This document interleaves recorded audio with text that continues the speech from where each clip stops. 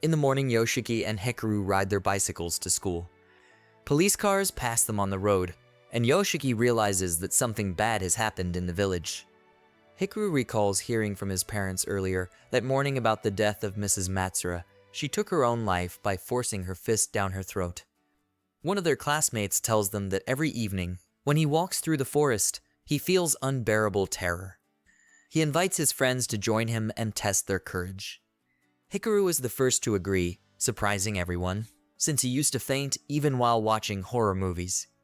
After Mrs. Matsura's death and several other strange incidents, the villagers invite a ghost expert. From the testimonies of witnesses, he learns that in her childhood, the woman experienced something terrifying in the mountains. Later, she seemed to live a normal life until one day her daughter mysteriously disappeared. At first, nothing strange happens in the forest, but soon Yoshiki notices faint shapes moving toward him in the darkness. Fear overwhelms him. Hikaru calls the entity to himself and blood begins to flow from his nose. Meanwhile, the ghost expert climbs to the top of the mountain and finds an old bag that once belonged to Hikaru. Inside lies a black stone that was once someone's head. It is a powerful talisman meant to ward off spirits. He concludes that there are no more ghosts on the mountain, they are now among people. In the forest, one of the girls hears a strange sound behind her and runs away in panic. Yoshiki helps Hikaru stop the bleeding and tries to understand what happened. Hikaru insists that the creature tried to attack Yoshiki, and he caught it and ate it. Yoshiki advises his friend not to look at spirits, so as not to attract them. Hikaru replies that Yoshiki will stay with him forever, he will not let anyone take him away.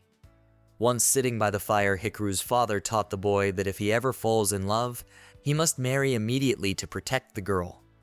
Otherwise, the spirit Onoki will take her away to the mountain. It was an old rule of the Indo family, who made a pact with Onoki so that the spirit would not harm their bloodline.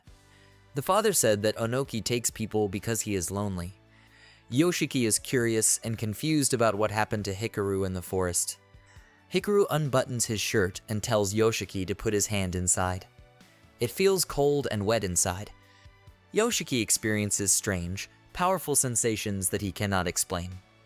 Hikaru seems to feel pleasure too. Unable to bear it any longer, Yoshiki asks Hikaru to stop and button up his shirt. He cannot forget that feeling for a long time.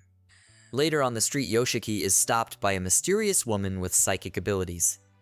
Rikurabayashi tells him he is in danger and advises him to leave Hikaru immediately, or else he will stop being human.